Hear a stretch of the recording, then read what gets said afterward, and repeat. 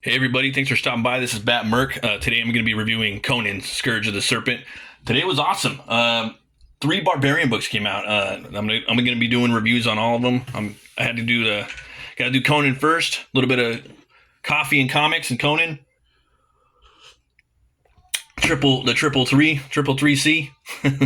But love this cover right here by Robert De La Torre. He did an alternate one with the serpent heads, so I did a little on the thumbnail. I did a little overlay on top of it. It looks a little trippy. I'm surprised no one else. I haven't seen anybody else do it yet. But yeah, I made it for a pretty awesome thumbnail. Probably my favorite thumbnail I've ever done because it was just easy and it's pretty cool.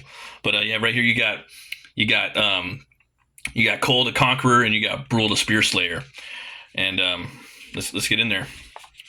Got a bunch of new Conan offerings coming out right now, and oh man, can't wait to get some of these. I want to go back and get all the old Savage Sword of Conan. That's my goal. I want to get the Solomon Kane one coming out. That it's easy. It's only one book, and then I'll probably start doing the Conan regular Marvel one, and yeah, then they're coming out with the new remastered Savage Sword that's colored. I want to get that too. I ain't gonna lie. I mean, obviously, I love the black and white way more. It's not get it twisted way more. But I think it would be fun to be picking up Savage Sword, the OG stuff, once a month, colored. Just you go in there and start doing some reviews of those. And on top of that, it's kind of hard to find a lot of the old ones, to be real. So I'm gonna be picking those up too, and they're coming out with more Cole. So lots of good stuff coming from Heroic Signatures. It's a great time right now to be reading Howard's. So right here we're in right next to Media in Corinthia and Ophir.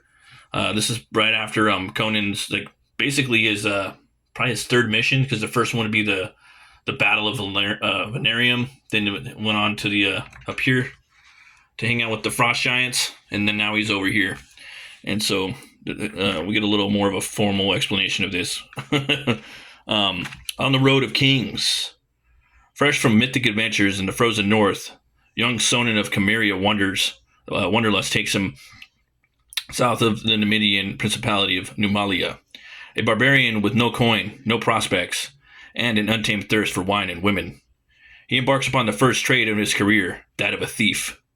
But when he finds himself only empty coffers in the home of his intended mark, Astrias Pentanus, Conan threats to drive the terrified nobleman to reveal a richer prize, the temple of Callian Publico. If Conan were to plunder there, perhaps he and Astrias could split the spoils. A simple enough scheme, and only the Cimmerian readily accepts. Yet, on this night, Conan's foray into petty crime will have consequences that ripples across the ages. Yeah, and I've heard people, no one really knows for sure if it's Cimmerian or Cimmerian, but I think Cimmerian sounds way fucking better. I'm sorry. So you're going to hear me saying Cimmerian a lot more than Cimmerian. I don't know. I'm not the only one. So that would be a good debate show, I think. A live stream. Maybe Conan.com, the YouTube channel, or Conan, a YouTube official, can do a live stream debate about that with a bunch of different writers and artists. I think that would be pretty dope. So right here we're in the Thurian age. Pics of the painted, though some are also called and marked by their heritage. Got some beautiful artwork right here. It's real epic, painted with the grand purpose. Amongst this tribe, these two have seen such purpose play out among strong men of earth and mysterious stars above, Brule the Spear Slayer and Gonar the Seeker. I know the path will reveal itself. I merely wish to glean if Vasulia's king is truly our ally, or if his body and soul are already devoured. I cannot tell you if your mission will succeed, my friend. Speak the words you know you will. All? Speak the words, and all will know. Other warriors preparing to quest as you do. Other slayers set upon time's great expanse. In your dreams you see echoes of the past. You are still trapped by thoughts of what was, what is, and what yet may be. There was no past, and there shall be no future. Now is all. Taking a big puff off this pipe. Conan, Scourge of the Serpent, Stealing Faces and Finery, Part 1. Writer, Grim Jim Zub. Ironclad, Ivan Gill, artist. Then you got Jumping Jow Canola, color artist. Rascally Richard Starkings and Comic Crafts Titanic, Tyler Smith, lettering. Calamitous Chris Bateras, editing. So we got a big superstar team. All things that ever were, are, or ever will be, transpire now. And now, and what is now, shall resonate evermore. Again, loving the artwork right here. You got Cole, you got you got Conan, and then you got Carowin right there. A grand purpose for 3 different men in 3 different eras. Their fates twisting together like snakes in a pit. So what they're doing right here is what Grim Jim Zub is doing. He's actually doing something really brilliant. He's combining the stories of God in a Bowl and the Shadow Kingdom, which is God in a Bowl is an old story, that one of the first stories that Robert E. Howard wrote. It's fucking awesome. It's like CSI with Conan or Clue, if you guys ever played the you know what I mean, with Conan, and it's such a fun story. It's like Sherlock Conan. And then so there's that story, and he's a young Conan in there. And then the Serpentine, or the Shadow Kingdom, that's this right here. That's the first Sword of Sorcery story ever, and it's with King Cole. So he's intertwining those two together into this story. The shaman's words echo in the spear slayer's mind as its body grips each tenuous seam of stone upon the massive wall that surrounds Vasulia, capital of the greatest of the 7 kingdoms. To climb such would be a death sentence for most men, whatever their strength or spirit. But that is why Brule has been tasked with a duty demanded of no other. Amongst his people, he has no peer. Just as the man he meets is extraordinary amongst those of his vaunted kingdom, the king of Vasulia is on guard, tense with unease after recent events, and for a moment he wonders, is this an assassin sent to slay him? Or so he stays his hand, at least for the moment. But then he sees a looping armlet, the signal he was told would be worn by an ally. King Cole, you are Brule? Speak the words and you know. Kanama ka la Jerma. So if you guys haven't read the Shadow Kingdom, I highly recommend it. My buddy Russ Leach, he's the illustrator, and Randy Zimmerman, they did their version of it. You can go to Arrow Comics and pick it up, and they're also doing the Atlantean, which is a continuation. It's a series. It's basically like the same style of the old school Savage Sword of Conan. So you could pick those up. They're doing 3 of those a year, and they're about 54 pages, black and white, large style format. So you can get your Cole fix from those guys.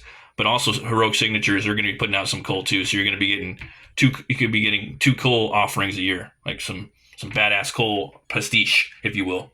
And then you're going to be getting Conan from Titan. You're going to be getting Savage Sword of Conan from Titan.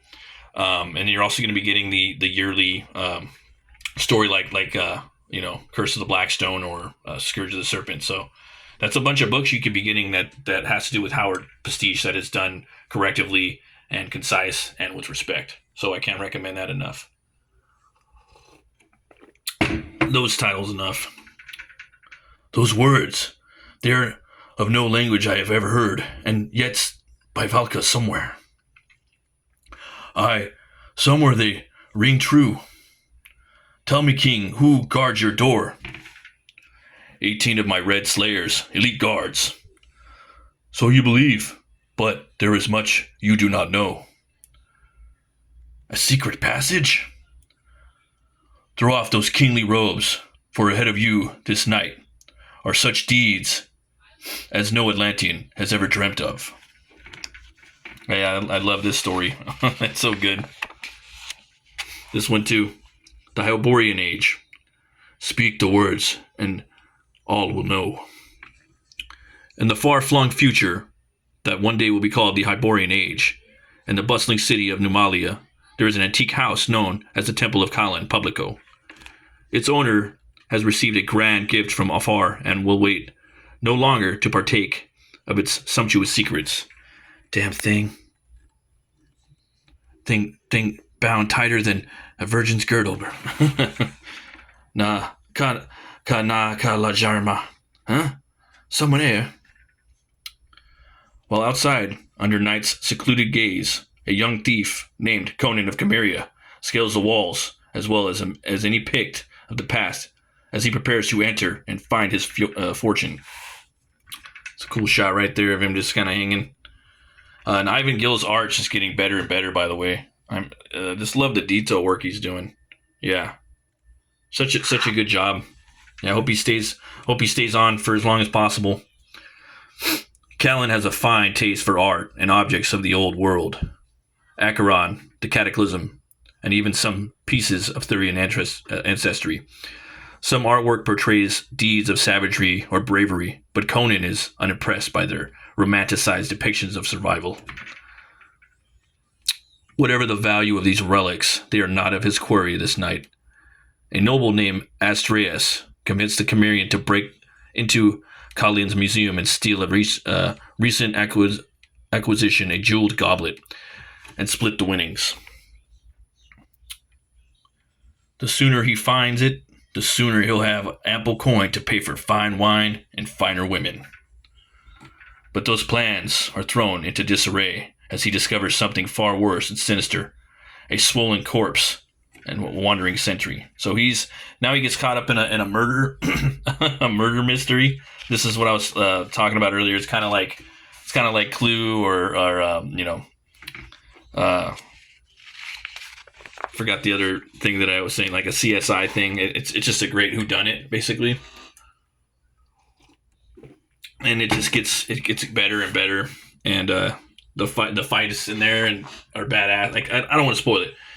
If you guys haven't read God in a Bowl or any of the Conan stuff, do yourself a favor, go out there and read them.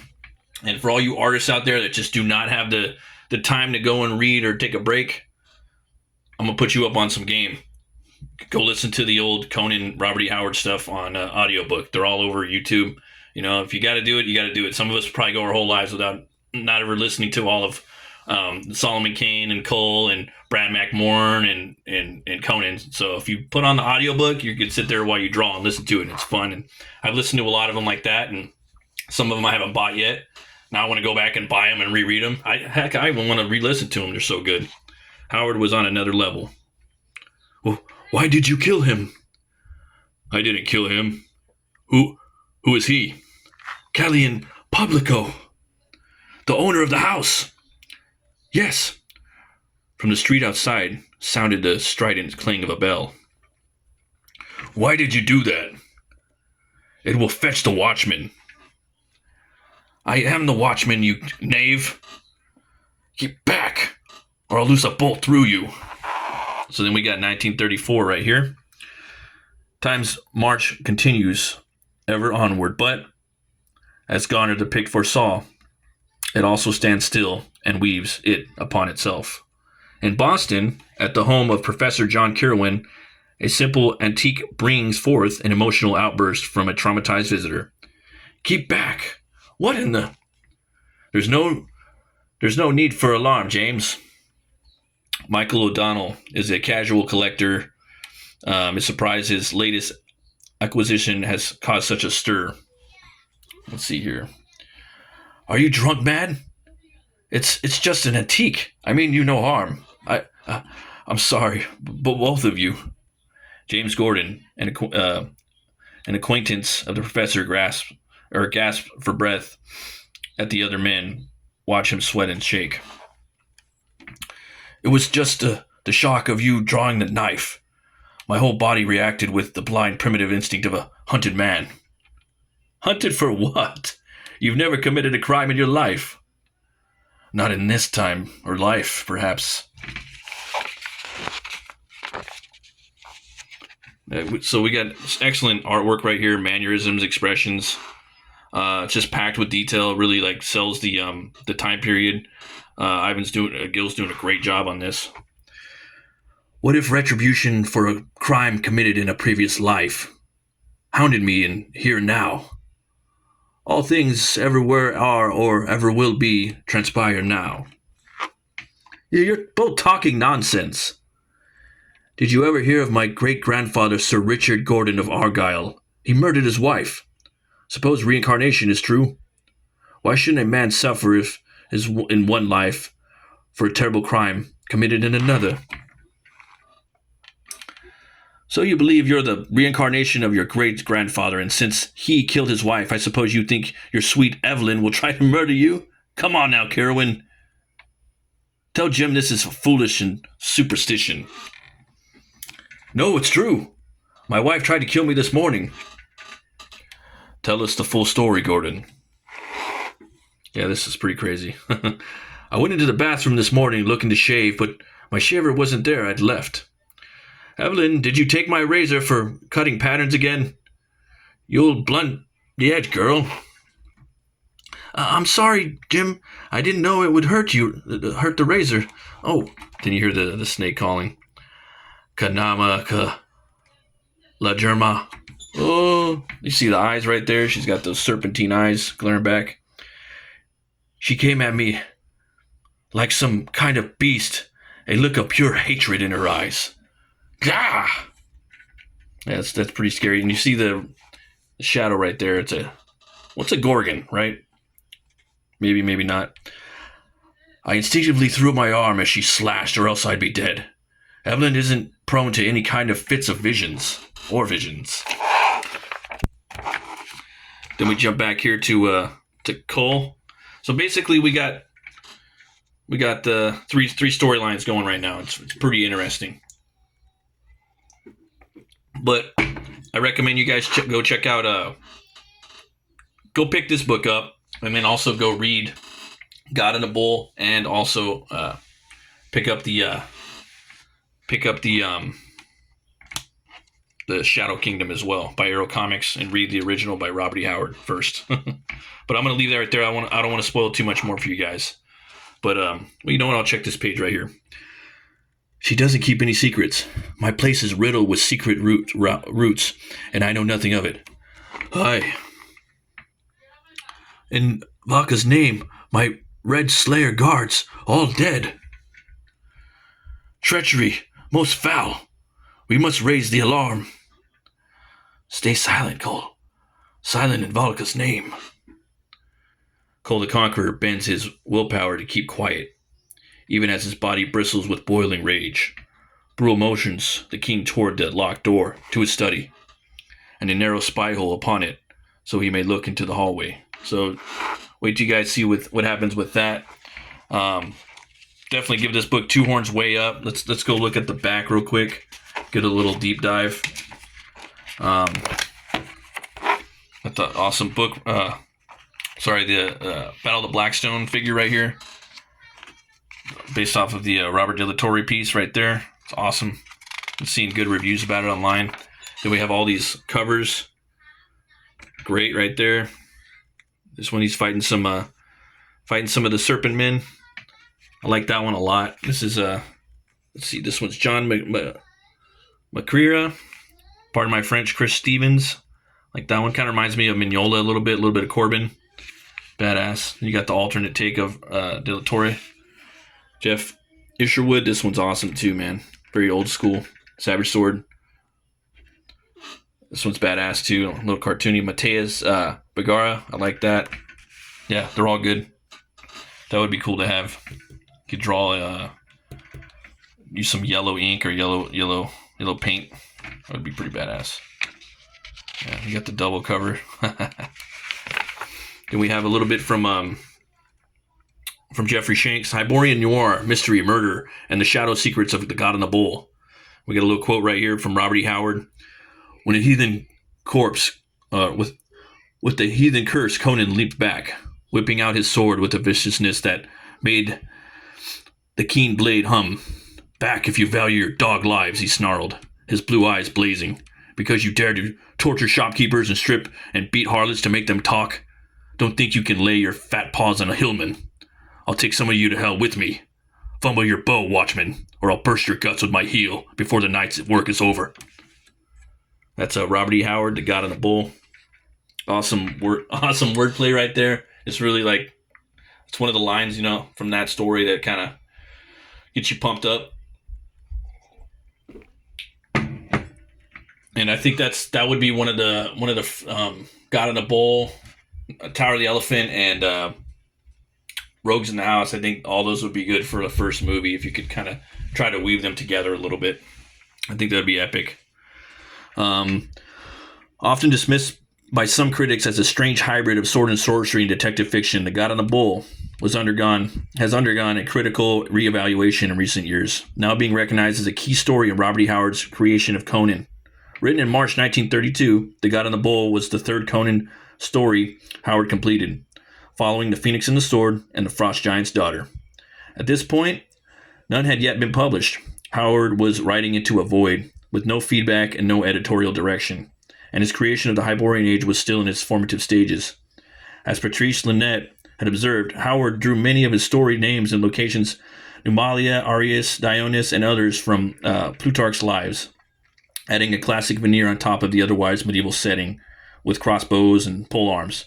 Unlike the swashbuckling adventure of many later Conan tales, The God of the Bull unfolds almost entirely within the claustrophobic confines of a museum vault. There is no sweeping battlefield, no haunted jungle, no crumbling ruins of unearthly stone. Instead, we find Conan cornered in a dimly lit chamber, accused of murder he didn't commit.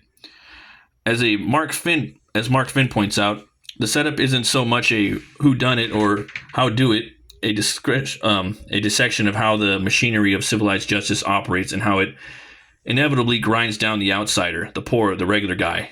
But it's also about what a certain barbarian can do back. And Conan is nothing if not an outsider here. A young thief from the northern wilds, sullen, hungry, and defiant in the face of his sneering silk-robed elites who would see him swing simply for existing in their space. He doesn't lie, doesn't flatter, he doesn't back down. When the city watch and the self-important inquisitor Demetrio circle around him like jackals, Conan responds as Howard's archetypal barbarian always does, with fierce directness, physical power, and no patience for bureaucratic games. But there's something else simmering beneath the surface of this apparent crime drama. Something older, stranger, and far more dangerous. The tale is thick with dread, and from the outset, the museum's supposedly sanctuary of knowledge or culture is rendered instead of a tomb of forgotten gods and forbidden artifacts. One particular object, a sealed bowl recently delivered from far off Stygia, radiates a quiet, uncanny menace. The wealthy curator found its dead beside it, and the investigation unfolds. It becomes increasingly clear that something ancient and unnatural has been loosed within the halls of civilization. The strange bowl is a curious artifact, a copper-colored sarcophagus unlike anything known in the Hyborian Age kingdoms. Nearly 4 feet tall and banded with what appear to be ancient Stygian glyphs. It displays a level of craftsmanship and antiquity suggesting an origin far off than Stygia itself, possibly pre-cataclysmic. Its design, circular and lidded, evokes burial practices, not of human civilizations, but of something older, something non-human. The caravan masters who transported it claimed it came from a tomb far beneath the pyramids. The curator's clerk speculates that it belonged to the so-called giant kings, a shadowy race said to rule the land before the ancestors of the Stygians. Most unsettling of all is the carving of the lid, its scaled serpent devouring its own tail, unmistakably the symbol of Thoth Amon and his god Set. Whatever the bowl once contained is now long gone by the time Conan arrives, leaving only questions and the lingering sense that something was just not stolen or lost, but released. Ironically, this powerful and unsettling story was rejected from Weird Tales editor Farnsworth Wright. Damn, Farnsworth! Along with The Frost Giant's Daughter, only Phoenix on the Sword was accepted out of those 3 stories. It wasn't until 2 decades later that The God and the Bull saw publication. Today we can see it as a critical early step in the development of Conan, not just a character, but as the embodiment of Howard's cynical battle cry against a decadent and corrupt civilization. No, I think that with God in a Bowl and with like Tower of the Elephant, and I think even if you're gonna check out Conan, you haven't. If you want to check out Howard's original Conan work, I think that a good way to go about it is a lot of people would just say, hey, just get in there and check out any story, and you could do that. But for me, I really like to go and I like to see him grow through the ages. I like to see I like Frostgiant's daughter first, then I like Tower of the Elephant, then God in the Bowl's next. You know what I mean? I like to see him kind of go from thief to pirate to mercenary to general to then beyond the Black River he's a scout. He's doing reconnaissance. Then eventually he's a king. I like to see that arc. That just that big like growth of the character. I do think it's cool that you could definitely jump into any story, but I also do like I prefer to see him grow with the story. I think it's awesome. But we got the next issue right here, guys. It's number 2, Eagle-Eyed cover by E.M. Geist or Geist. M. Geist. It's badass though. Yeah. You gotta have the painted covers for Savage Sword or just or even at Conan if you can. I've seen a review of this book. Looks fantastic. Who did I watch? It was for one of the new one of these new books I seen a review. It was badass. Was it the Tower of the Elephant? Yeah, Tower of the Elephant. Just remarkable. So I'm thinking they're probably going to go and maybe make all of these. I don't know. Or maybe they're going to come out and make painted graphic novels. But in here, he looks a lot like Reacher, man. He looks a lot like Alan Rickman. So I kind of imagine him as Conan. You look up close, and even right there, look at that. Doesn't that look like Reacher a little bit? I don't know. I might be tripping. Let me know in the comments. But yeah, this looks great.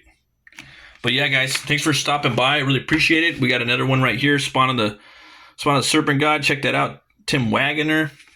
Again, Two Horns Way Up.